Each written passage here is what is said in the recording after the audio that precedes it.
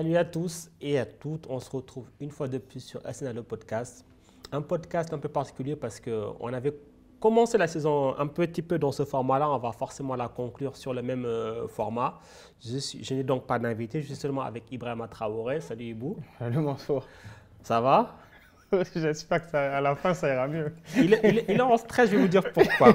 Parce que si vous vous souvenez de la premier épisode de cette saison, il m'avait cuisiné. Et donc là, c'est moi qui vais le cuisiner. Et moi, j'ai plus l'habitude de cuisiner que lui. Donc il se dit peut-être qu'il va me... Voilà. Mais t'inquiète pas, il n'y a pas de peau de banane, il n'y a rien. Et on le rappelle donc que vous pouvez aussi nous suivre en écoute sur Spotify, Deezer et Amazon Music, SNA le podcast. Et puis voilà, vous pouvez nous écouter, réécouter et tout ce qui s'ensuit. Bon, Ibou, on a fini cette saison. C'était une bonne saison, je trouve. Ouais. C'est allé crescendo. C'est allé crescendo et avec des invités de plus en plus. Après, non, je ne vais pas quand même envie de faire le classement parce que je trouve qu'on a eu vraiment des invités. C'était varié. C'était vraiment très varié. On a eu vraiment beaucoup de choses. Déjà, toi, qu'est-ce que tu en as pensé de cette saison? Moi, j'aime bien. Bah, tu dis oui, c'est parti crescendo parce qu'on a eu la Coupe du Monde. Hein, aussi, forcément. Ouais. Donc, on avait arrêté pendant la Coupe du Monde. Mais c'est vrai qu'on a eu des invités variés et plus connus aussi du grand public. Hein, tu vois, c'est-à-dire qu'il y a des gens qui parlent plus. Ils font confiance aussi maintenant un peu plus au format. À comment on le développe aussi. Et puis voilà, les gens ils croient qu'on s'assoit autour de la table. Mais pour faire venir des invités, tu le sais, hein, c'est compliqué, pour qu'ils te fassent confiance, pour les mettre à l'aise, pour discuter. Donc moi, je trouve que voilà, on est en bonne progression. Et moi, franchement, je trouve qu'on a fait une très bonne saison. Ouais, c'était pas mal. Mais bon, ce n'est pas le sujet. Le sujet, c'est l'interview inversée, renversée. Parce que cette fois-ci, c'est à toi qu'on va poser les questions. Et moi, en fait, bon, je te connais un peu dans le privé, mais quand même, je pense qu'il y a peut-être, notamment les fans de foot guinéen, peut-être des choses qu'ils voudraient savoir et autres, parce que c'est vrai que toi, tu as fait donc, la plus grande partie de ta carrière à Gladbach et bon, toute ta carrière en Allemagne. Peut-être déjà pour commencer, maintenant que tu as raccroché les crampons, quels sont tes meilleurs souvenirs en Allemagne, en foot? Bah déjà, moi, le premier qui commence bien, tu vois, c'est à Augsbourg parce qu'on est en D2. L'année d'avant, on loupe la montée. Bon, match de barrage, je prends un carton rouge, donc on me met un peu la faute sur moi, même si c'était très compliqué vu la physionomie du match de montée. Mais on dit quand même que sans ton carton rouge, tu es un joueur important, donc on me le fait comprendre. La saison d'après, je me fais ma première grosse blessure. 4 mois et demi, je loupe de compétition. Mais au final, on arrive à monter pour la première fois de l'histoire d'Augsbourg. Depuis, Augsbourg n'est plus redescendu. Donc ça, ouais, ça c'était déjà un super souvenir. Ensuite, Gladbach, c'est différent, Gladbach, parce que moi, je pense qu'après toute ma construction en tant que véritablement homme et aussi là, c'est un footballeur où tu apprends moins. C'est ce que tu sais faire, voilà, qui est reconnu ou quoi que ce soit. Donc là, c'est plus un peu la confirmation, tu vois. Et tu as l'épreuve Stuttgart, où moi je dis l'épreuve parce que la première saison, tu ne joues pas, te traite quasiment de flop, tu vois ce que je veux dire. Tu te poses des questions, est-ce que en D2 ça allait, ça marchait bien, voilà, tu étais un très bon joueur. Est-ce que tu as le niveau pour venir jouer en Bundesliga? La première saison, catastrophique, je crois que je fais 10-15 matchs. Mais ça, c'est dû à quoi? C'est le coach, c'est le système, c'est adaptation? Tu sais, quand ça va mal, tu dis toujours c'est le coach, tu vois ce que je veux dire? Moi, je pense que c'est l'adaptation. Je pense que j'ai arrivé à un moment où la D2, en fait, c'était beaucoup trop facile pour moi. Et en plus, je viens de 4e division en D2, j'explose direct. Même si je me blesse, c'est un format que je connais, c'est assez simple. C'est prédit que je vais monter, je vais passer à l'étape supérieure. Sauf que je te dis que tu arrives à l'entraînement, moi je suis dans l'équipe B et dans l'équipe A, sauf que moi, contre qui je m'entraîne, c'est Khalid Boularouz. Ah ouais. Et vous voyez Boularouz, le cannibale en match, c'est le même à l'entraînement. C'est-à-dire qu'il me bouffait, il donnait aucune chance. Et après, hein, on allait manger ensemble, il n'y a pas de problème. Mais là, j'ai compris que c'était un autre niveau. C'est un mec qui vient de Chelsea, tu vois ce que je veux dire? Et à l'entraînement, il est à Stuttgart, mais il se donne comme s'il était à Chelsea. Et il s'en fout que tu sois son petit, comme il m'appelait, après on va manger, il n'y a pas de souci. Et donc oui, c'est l'adaptation. C'est un changement de niveau que je ne pensais pas aussi grand. Parce qu'à cette époque-là, Stuttgart, ça va très bien. On joue la Coupe d'Europe, tu vois, on joue le haut du tableau. Et donc ouais, j'ai mis quasiment, franchement, 1 an à m'adapter, mais les entraînements avec Boulard, même si c'était dur, bah, ça te forge. Parce que tu ne joues pas contre des défenseurs aussi forts que lui hein, tout le temps en Bundesliga. Et moi, j'avais ça quasiment à tous les entraînements. Et du coup, alors justement, ça fait quoi d'être donc transféré, tu es dans un nouveau club, tu joues très peu et on te traite de flop. Tu le vis comment? Comme première saison, je joue pas, hein, comme je t'ai dit, hein, quasiment pas. 14 matchs, je crois, j'ai fait 2 matchs titulaires ou quoi que ce soit. On me traite de flop, tu vois. Et moi, mon premier réflexe, tu vois, c'est j'appelle mon agent. Je lui dis, viens, trouve-moi un autre club. En Bundesliga, mais qui est un peu moins gros que Stuttgart, qui a moins d'aspiration tu vois, que Stuttgart. Parce qu'il faut que je parte d'ici, tu vois. Si ça continue comme ça, je vais jamais jouer, tu vois. Mais déjà, en 6 mois, j'ai progressé. À la fin de saison, j'étais déjà meilleur, tu vois. Et donc, ils appellent Stuttgart, ils le demandent. Et Stuttgart, ils disent non. Ils disent, on l'a pas acheté, on l'a acheté pour longtemps. C'est pas pour qu'il parte à la première saison. Hors de question. Donc déjà, pas de discussion. Hors de question qu'il part, on compte sur lui et tout ça. Donc toi, ça te motive aussi. Tu dis, ah, mais quand même, c'est-à-dire qu'ils ont vu quelque chose. Donc je reviens faire la prépa. Et là, la prépa, je ne suis plus le même joueur. Je suis libéré, j'ai compris, je suis tranquille. Et la deuxième saison, bah, je fais 49 matchs. Tu vois, tu passes de 2 matchs titulaires à 49. Et sur les 49, tu fais plus d'une trentaine titulaires. Tu vois ce que je veux dire? Tu fais partie des hommes de base du coach. Tu fais celui qui peut faire la différence, c'est toi. Et donc, ouais, ça change tout. Mais mon premier réflexe, franchement, c'était que je voulais partir. Donc, heureusement quand même qu'on va dire au niveau de la direction, ils avaient un projet pour toi. Ouais, voilà. Sinon, ouais, parce que j'y croyais pas après la première saison. Je me suis dit, ah, peut-être que je suis arrivé trop tôt là. Mais en fait, non. Bon, c'est pas plus mal. Alors maintenant, ça c'était les souvenirs marquants. Au niveau de ton plus mauvais souvenir, Bundesliga. Mon plus mauvais souvenir en Bundesliga. Alors je vais dire mon plus mauvais souvenir en Allemagne. On joue la Coupe d'Allemagne. Ouais. Et avant ça, je me blesse, tu vois, et tout ça. Et donc je reviens, je fais tout pour revenir et tout ça. Et on joue la Coupe d'Allemagne et on joue contre le Bayern. Ça, c'est quelle année ça? 2013. 2013. Et c'est l'année où le Bayern, ils gagnent tout? Oui, ils font le triplé. Et on arrive et tout ça, on a plein d'ambition. Et là, je me fais prendre un peu par l'événement et tout ça. Et je fais pas un très bon match, je cause un penalty, tu vois. Et il y avait 3-0 pour le Bayern. Moi, je cause le penalty du 1-0, du 2-0, un truc comme ça. Après, je sors et on fait 3-2. On a failli égaliser, tu vois ce que je veux dire? Et là, je me dis, ouais, sur ce moment, sur cet événement, c'est pas un bon souvenir parce que j'aurais espéré faire plus. Et même si nous, quand on ne gagne pas à la fin, tu vois, les autres, ils marchaient sur l'eau. Hein. Ça, c'est les Ribéry, Robben, Schweinsteiger, Dante, tout ce que tu veux, tu vois, la grosse équipe, Philippe Lam, tout. Et tu te dis, ouais, là, j'aurais voulu l'aborder différemment, ce match-là. Ouais, après, bon, ça allait être quand même dur d'outrepasser le Bayern. Alors, quand tu regardes toute ta carrière en club, donc tu commences au Hertha, après Augsbourg, Stuttgart, Gladbach. Ouais.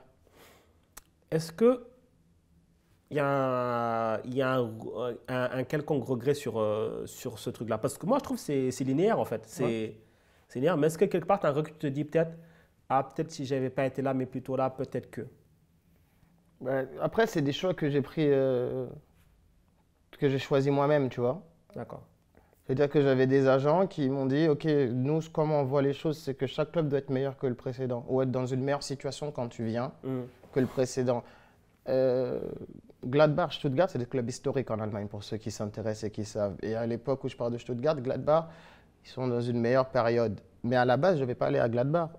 Moi, à la base, je vais signer à Schalke. Tout était déjà bouclé et tout ça. Ensuite, j'ai une discussion avec Gladbach. Et c'est là que j'ai changé d'avis. Et sinon, avant ça, je devais aller en première ligue. L'année après, il y a un moment à Gladbach, je devais aller en Liga espagnole.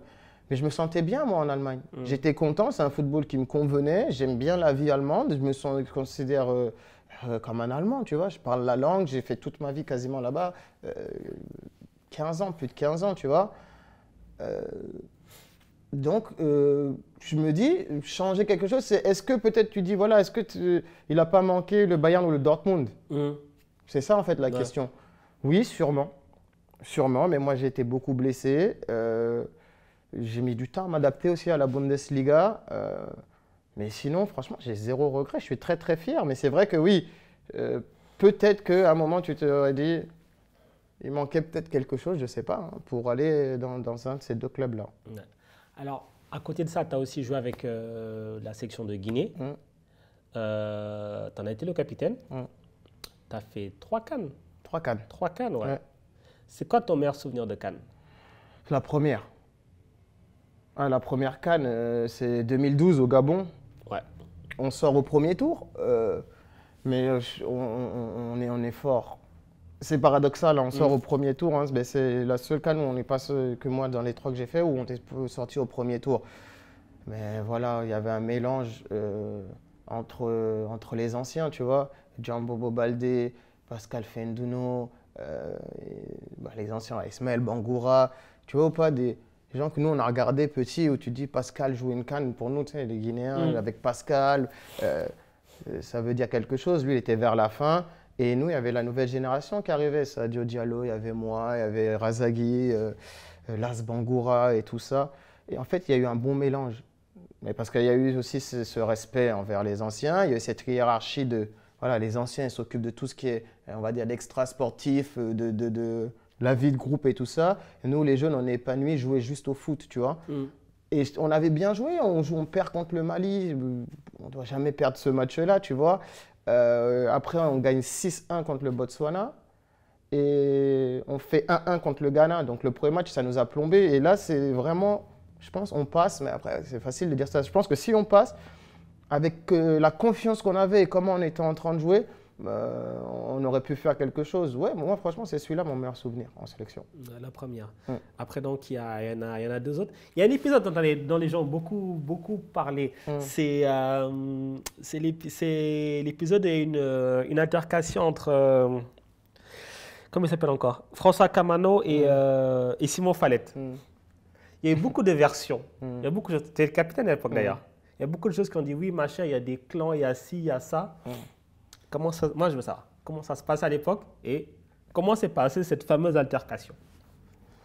Ça, c'est ma curiosité personnelle. Et les gens qui ne sont pas au courant, allez voir sur Google, tapez bagarre, Kamano, Falette, vous allez… Voilà. En fait, le truc, c'est tout simple. Il y a 2 joueurs qui s'embrouillent, qui ne se comprennent pas. C'était bête, hein, pour X problèmes, tu vois. Qui s'embrouillent, qui sont en désaccord. Ça se chauffe, ça se chauffe, ça se chauffe. Et ensuite, il y a bagarre. Tout simplement. Mais tout le monde, tous ceux qui sont là, peuvent en témoigner. Ensuite, moi, évidemment, on a mis mon nom dedans, que c'est moi qui ai commandité. Tu t'imagines? Oui. C'est simple, hein. Le principal concerné, Simon Falette, hein, il a lui-même démenti, il a dit non, c'est faux, c'est justement c'est Euibo qui a tout fait pour que ça ne dégénère pas. Aussi simple que ça. Une embrouille entre 2 mecs, il y a eu bagarre. Ouais, mais ça a quand même plombé votre CAN derrière. Ou tu ne penses pas? Pas que ça, je pense. C'était beaucoup de choses. C'était la CAN avec Paul Pout, hein, comme sélectionneur. Ouais, exactement. Mais moi, c'est la CAN que j'ai moins bien aimée. C'est la CAN qui était un peu la plus pesante, la plus dure. Et je pense que justement, c'est parce qu'on avait un groupe beaucoup trop homogène sur l'âge. Tu vois ce que je veux dire? Il n'y avait pas vraiment de hiérarchie bien définie, bien établie, tu vois. Et où aussi, tu joues une CAN parce qu'elle peut changer aussi ta carrière. Ouais. Maintenant, les gens, ils sont au courant. La CAN, c'est regarder. Tu peux changer de statut, changer ta carrière au pays, trouver d'autres clubs avec la CAN. Tu vois ce que je veux dire? Moi, quand je fais ma première CAN, déjà, je suis à Stuttgart, donc tu vois, je suis déjà dans un bon club, tu vois. Mais même les autres qui sont là, qui sont dans des moins bons clubs, ils ne se disent pas on vient pour se montrer, pour briller, parce que ça va me changer la CAN. Il dit on vient représenter le pays, on vient se donner à fond et surtout on vient vivre l'expérience d'une CAN sans penser à quelle retombée il peut y avoir après. Mais ça maintenant, ça a changé. On sait les enjeux qu'il y a, on sait que c'est regardé, on sait que ça peut ouvrir des opportunités. Donc, on n'est pas forcément focus que sur l'événement même, on est aussi focus déjà sur qu'est-ce qui peut se passer plus tard.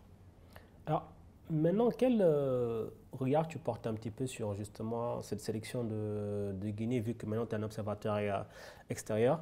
D'ailleurs, tu as vu la dernière CAN avec donc élimination 8e contre la Gambie. Là, Kaba Diawara, il essaie de peut-être, je dirais pas repartir sur un nouveau cycle parce qu'il y a quand même beaucoup de joueurs qui sont même. Qu'est-ce que tu en penses de ce groupe et peut-être à quoi est-ce qu'on peut s'attendre pour le football guinéen, on va dire à moyen terme? À moyen terme, c'est évidemment faire mieux que ce qui a été fait, tu vois. Moi, déjà, pendant que j'étais là, faire mieux qu'un quart de finale. C'est ce qu'on souhaite tous, tu vois, que la Guinée dépasse ce stade, ce plafond de verre qui est le quart de finale où tu as souvent du mal, tu vois. Puis après, il y a toujours eu des très bons joueurs en Guinée. Mais il y en aura toujours, il y a du talent, il y a de la qualité. Mais voilà, au moment où c'est important, on veut que justement qu'on passe ce step-là, cette étape-là. Après, qu'est-ce que j'espère? Alors ça, c'est un truc, c'est très propre à moi et très personnel. C'est moi, j'espère rien. Parce qu'à chaque fois qu'il y a beaucoup d'attentes, c'est là qu'on finalement on déçoit les gens et on n'arrive pas à passer ce cap-là, tu vois. Donc moi, j'espère rien. C'est-à-dire que j'ai pas d'attente en fait. C'est quand on fait des objectifs qui finalement, c'est… Alors limite, il faudrait dire, justement, on n'attend rien, pas d'objectif, rien, et puis ça va libérer les joueurs? Non, moi, c'est comme ça que je le vois. Mais forcément que l'entraîneur, il a des objectifs et que la population ou que… la fédération, ils ont des objectifs, sinon bah, tu n'avances pas. Mais moi, pour que justement, pas enlever un peu cette pression, bah, je n'ai pas d'attente. J'ai pas d'attente et je pense sincèrement que c'est une des façons dans lesquelles la Guinée se comporte le mieux. C'est avec un peu de légèreté quand même. Est-ce que toi, ça ne te dirait pas avec ton expérience, ton parcours, si jamais, supposons, parce que là, il y a un comité de normalisation, mais après, bon, les choses vont évoluer, je pense qu'il y aura des élections, un nouveau président et tout, des choses qui vont être mises en place. Si on te disait, oui, peut-être viens dans le staff ou dans la fédération, des choses comme ça, est-ce que c'est un truc qui pourrait t'intéresser? Ça dépend. Ça dépend avec qui, très sincèrement. Honnêtement, même s'il ne faut pas fermer de porte, mais ça dépend du projet aussi, tu vois. Et d'un côté de ce qu'on te propose de faire, tu vois. Si c'est juste pour venir et dire oui, parce qu'il y en a un ancien capitaine, Ibrahima Traoré, qui soit un peu là, tu vois, mais qu'il n'ait pas franchement quelque chose à faire, non, ça ne m'intéresse pas. Sinon, je perds mon temps et on fait miroiter quelque chose juste pour l'image aux gens, alors que ce n'est pas la vérité. Ça, non, ça ne m'intéresse pas. Mais évidemment, on a fait plein de podcasts cette année où, tu vois, je te l'ai répété plein de fois, Mansour. Je pense que toute fédération a besoin d'associer ses anciens joueurs. C'est important parce que déjà, il y a l'expérience du football, il y a le vécu du football, des situations. Donc, tu peux changer certaines choses parce que tu parles, on va dire, d'égal à égal. Tu parles à des gens qui sont dans une situation que toi, tu as connue. Et eux, ils comprennent ton discours parce que toi, tu l'as vécu ça. Ouais. Donc, c'est pour ça que je pense, et je le disais, ce n'était pas que pour la Guinée, on en a parlé pour le Mali ou je ne sais même plus quelle fédération, où je disais que c'était important pour toutes les fédérations qu'il y ait des anciens joueurs et qui ont la compétence, la capacité et l'envie aussi de faire partie du projet. C'est-à-dire vraiment aider, vraiment se donner à fond pour ça. Et moi, je trouve que oui, si les choses sont réunies et que c'est vraiment quelque chose où je me sens utile et où on a envie que je sois utile, oui, évidemment. Après, tu te disais aussi, ça dépend avec qui. Ça veut dire quoi? Il y a des personnes avec qui on peut bosser, d'autres personnes avec qui on ne peut pas bosser.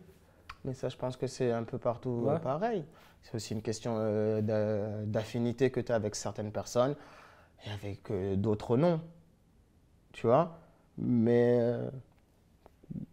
si tu fais ça, c'est que tu t'es inscrit dans un groupe aussi. Donc, il faut que toutes les personnes qui travaillent ensemble, voilà, aient quand même un minimum d'affinité, tu vois, pour bien travailler, pour pousser le truc. À chaque fois ça n'avance pas. Dès qu'il y a un petit problème, une querelle ou quoi que ce soit, entre qui que ce soit, ça n'avance pas.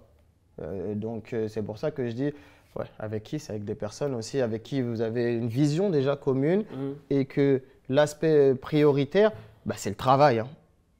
C'est pas parce que c'est mon ami ou non, c'est le travail, quoi. C'est ça qui est le plus important.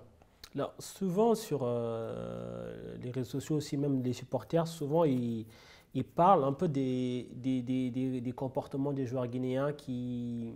Et d'ailleurs, je trouve que c'est pas propre qu'aux joueurs guinéens, mais bon, là, je parle de la Guinée, qui peut-être des fois ont des comportements, pour certains en tout cas, de stars ou de starlettes, alors que ce sont des joueurs qui jouent dans des clubs moyens et autres, voilà, qui sont peut-être, qui se prennent pour plus grands qu'ils ne sont, et que c'est peut-être ça un des mal du foot guinéen et de la sélection.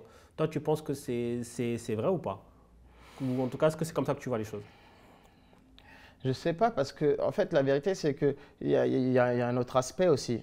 C'est que on est vite idolâtré en Afrique en général, en Mm. tant que footballeur. Peu importe le club où tu joues, il y a la fierté de la famille, il y a la fierté du quartier d'où tu viens, où tout le monde est content. Peu importe où tu joues, hein. Euh, D'ailleurs, les codes de popularité, euh, la plupart du temps, les joueurs qui sont le plus aimés, ce n'est pas les joueurs qui jouent dans les plus grands clubs, hein. Mm. C'est les joueurs qui ont plus d'ancrage peut-être là-bas et qui représentent plus quelque chose parce que tu sais, il y a le fait d'avoir grandi, d'être né là, tu vois, cette appartenance-là qui est plus que, bah, tu sais, quelqu'un qui a moins d'attaches là-bas, mais c'est pas péjoratif, c'est même pas un débat de binationalité, mais tu peux pas avoir la même chose si tu es né en France ou Non, en bien sûr, ouais. Allemagne. Voilà, le gars qui est Et, né dans le quartier, machin et tout, forcément, ouais. Exactement. Mm. Et donc, il y a cet aspect-là, mais je pense qu'en fait, c'est de la fierté. Et justement, c'est dur quand tu rentres et que tout le monde t'aime et que tout le monde t'idolâtre, parce que tu es joueur de foot, peu importe où tu joues, bah, ça peut amener au fait que bah, tu prennes la grosse tête ouais, un peu plus vite que d'autres. Parce que en Afrique, en général, c'est comme ça, hein. Autre part, c'est pas forcément comme ça, tu vois. Ouais. Toi, ça t'est arrivé ça ou t'as su garder la tête sur les épaules? Moi, si tu me demandes, moi je te dis oui, j'ai dû garder la tête sur les épaules, mais évidemment que j'ai dû changer aussi dans mon parcours, tu vois. Mais Ouais, pourquoi à un moment, tu répondais moi au téléphone, ouais. Ouais. Ouais. Non, quand t'as été capitaine, ouais. Tu T'as sais que commencé à dire, ouais. j'ai un problème avec moi et le téléphone, mes frères, ma famille, tout le monde, hein. J'ai vraiment un problème avec le téléphone ou quoi que ce soit. Euh, mais c'est possible. Ouais. Parce que ça, c'est mon point de vue à moi et ce que moi, je peux te dire. Mm. Mais un point de vue extérieur, si quelqu'un me dit oui, tu as changé peut-être par rapport à tes débuts ou quoi, je ne peux pas lui dire non, c'est faux. Je lui dis, je vais lui demander pourquoi. Et moi, je vais me poser la question, est-ce que c'est vrai que par rapport à ça, ça s'est passé? Mais si on me le dit, alors la grosse tête, non. Mm. Non. On m'a souvent traité d'arrogant ou de prétentieux. Mais bon, c'est parce que aussi, tu as une certaine confiance en soi. Tu vois, moi, on m'a rien donné, hein. J'ai pas fait de centre de formation. Partout où j'étais, on n'a pas cru forcément en moi. J'ai dû faire mes preuves. Donc, ça me donne une certaine confiance et c'est comme ça que je me présente. C'est comme ça que je me vends. C'est comme ça que je parle. Mm. Parce que j'ai cherché les choses aussi par moi-même. Ça peut passer pour de la prétention, pour de l'arrogance ou quoi que ce soit. Mais non, mais c'est une sorte de confiance en moi, tout simplement. Alors, ce serait quoi ton plus grand regret avec la sélection? Bah alors, tu vois, on n'a pas fait de Coupe du Monde, Ouais. même si ça aurait été dur dans le format où on était, je pense qu'il y avait des équipes plus compétitives que nous. Mais mon plus grand regret, c'est qu'on a loupé quand même beaucoup de CAN, je trouve. Ouais.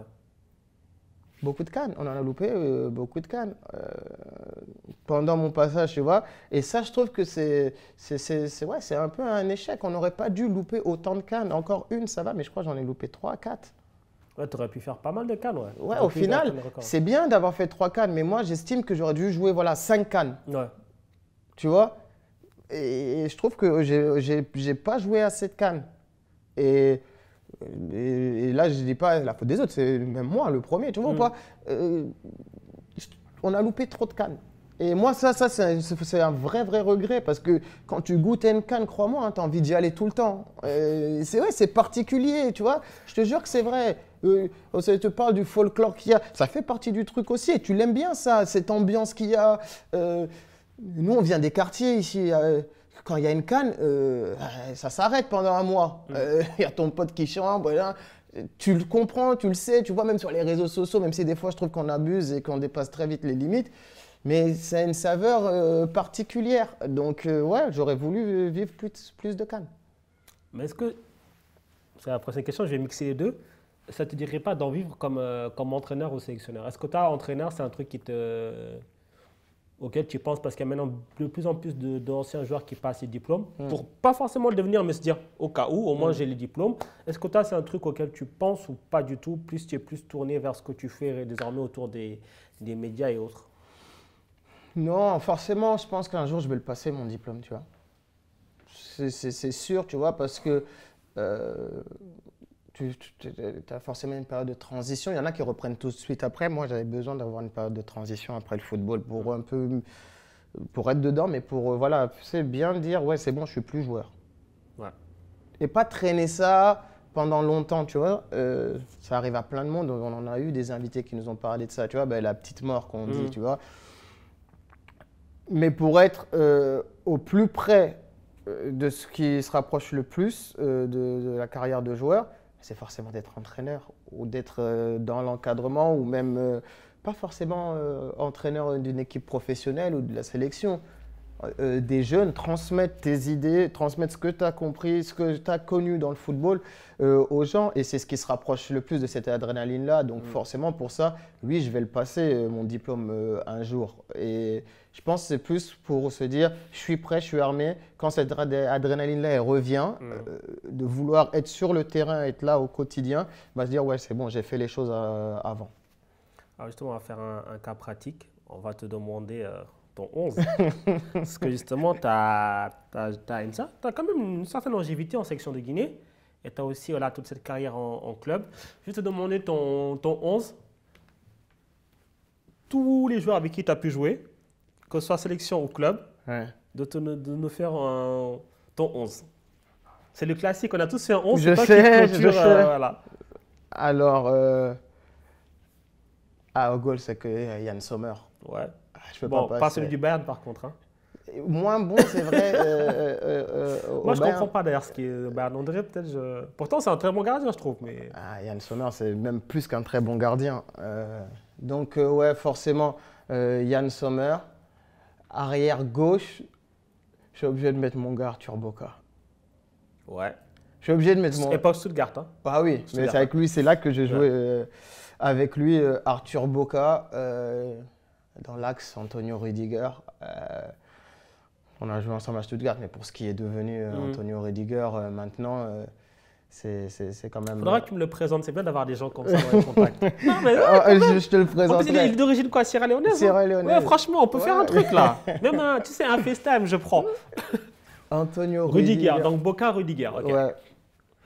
Après, je vais rajouter un joueur avec qui j'ai joué à Augsbourg, mais parce que lui, c'est mon pote, donc je ne peux pas faire mon 11 sans lui. C'est Djibril Sanko, avec qui j'ai joué à Augsbourg, Sierra Leone aussi. Donc j'ai une charnière Sierra Leonaise. Tu imagines, je suis le seul qui a une charnière Sierra Leonaise dans son 11. C'est quand même pas mal. À droite, j'ai joué avec qui à droite, avec qui je me suis bien entendu. À droite. C'est compliqué à droite. Je vais réfléchir encore. Je vais sûrement revenir à droite, mais parce que ouais, c'est un peu compliqué. Ensuite, moi je te dis, hein, je vais mettre qu'un numéro 6 parce qu'il y a trop de. Il y a trop d'offensifs. Il y a trop de. Il aura du boulot. Il y a trop d'offensifs. Alors j'hésite entre deux joueurs. Il y a un joueur avec qui j'ai joué à Stuttgart en sélection, d'où le débat. Et je pense franchement, hein, sans abuser, c'est peut-être l'un des meilleurs joueurs que j'ai vu. Même si après, il n'a pas fait la carrière qu'il aurait dû. J'hésite entre lui et Granit Xhaka. Compliqué. Non, je vais mettre Jules Débat. Ok. Ensuite, évidemment, moi, comme je me mets… Non, mais tu sais quoi, je ne vais pas me mettre comme ça, je vais donner la place à un autre joueur. Jules Débat. Torgan Hazard, évidemment, Raphaël, évidemment. Quel Raphaël Guerrero? Non, Raphaël de Mönchengladbach. Ah oui, pardon. Ouais, n'importe quoi. Raphaël, évidemment, Pascal Fenduno. Ouais. C'est impossible de faire un 11 sans Pascal Fenduno. Donc il t'en reste 2 et l'arrière droit. Ouais, il m'en reste 2. En attaque, Vedad Ibišević. Ouais. Je vais mettre Vedad Ibišević en attaque.